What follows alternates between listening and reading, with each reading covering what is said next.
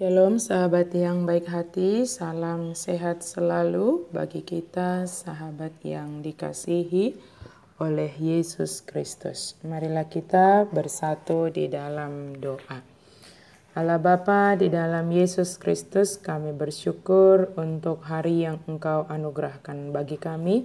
Biarlah hidup kami bermakna di dalam setiap menjalani hari-hari kami ini ya Allah. Dengan firman Tuhan yang senantiasa memenuhi hati dan pikiran kami. Amin. Firman Tuhan bagi kita hari ini dari Yakobus 1 ayat 6a. Hendaklah ia memintanya dalam iman dan sama sekali jangan bimbang.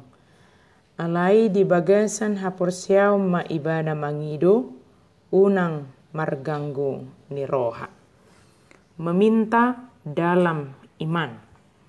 Kita harus percaya bahwa bukan hanya pada keberadaan Allah, melainkan juga pada pemeliharaannya yang penuh kasih. Ini termasuk bersandar kepada Allah dan berharap bahwa Dia akan mendengar dan mengabulkan ketika kita berdoa. Kita harus menjauhkan sikap kritis ketika kita menghampiri Dia. Sikap yang sangat kita perlukan dalam menghampiri Allah adalah kerendahan hati dalam meminta, menyampaikan permohonan kepadanya. Allah tidak mengabulkan permintaan yang bodoh dan egoistis.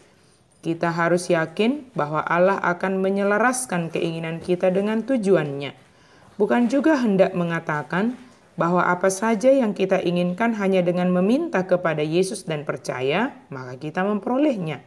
Allah tidak mengabulkan permintaan-permintaan yang akan merugikan kita atau orang lain, atau yang melanggar sifat atau kehendak Allah sendiri. Pernyataan Yesus yang mengatakan, dan apa saja yang kamu minta dalam doa dengan penuh kepercayaan kamu akan menerimanya dalam Matius 21-22, ini bukanlah cek kosong. Untuk mendapatkan jawaban, permintaan kita harus sesuai dengan prinsip-prinsip kerajaan Allah. Makin kuat kepercayaan kita, makin besar kemungkinan doa-doa kita akan sesuai dengan kehendak Allah. Dan kemudian Allah akan berkenan mengabulkan doa-doa itu. Seorang yang kesetiaannya terbagi-bagi tidak yakin sepenuhnya bahwa cara Allah adalah yang terbaik. Ia memperlakukan firman Allah seperti nasihat manusia dan menganggap bahwa ia bisa memilih untuk tidak taat. Ia akan terombang-ambing antara setia pada perasaan subjektif, ide-ide dari dunia, dan perintah Allah.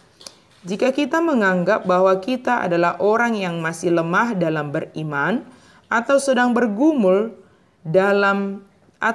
dalam pergumulan yang menggoncang iman kita, ingatlah bahwa kita bisa tetap berharap kepada Tuhan.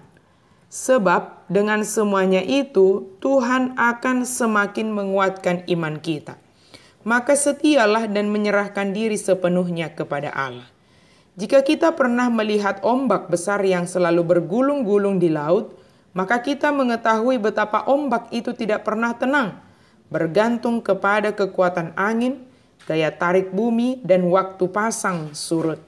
Kesetiaan yang terbagi-bagi membuat orang sama guncangnya dengan ombak yang tidak pernah tenang. Jika kita ingin berhenti terombang-ambing, bersandarlah kepada Allah untuk menunjukkan apa yang terbaik buat kita. Mintalah darinya hikmat dan percaya bahwa Dia akan memberikannya untuk kita.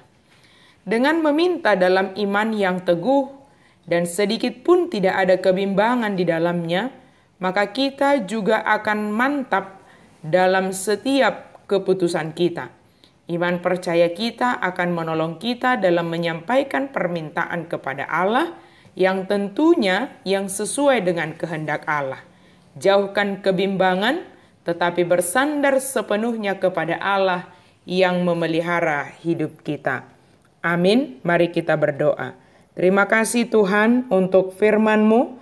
Terima kasih Tuhan untuk hikmat dan kebijaksanaan yang Engkau berikan bagi kami di dalam memohon kepada Tuhan. Walaupun kami banyak menghadapi pergumulan, tetapi melaluinya Engkau semakin menambahkan hikmat kepada kami. Engkau selalu menolong kami di dalam menghadapi setiap pergumulan itu. Terima kasih Tuhan karena Engkau menguatkan kami. Melalui doa-doa kami, Engkau mengasihi kami. Di dalam nama Yesus kami berdoa dan bersyukur. Amin.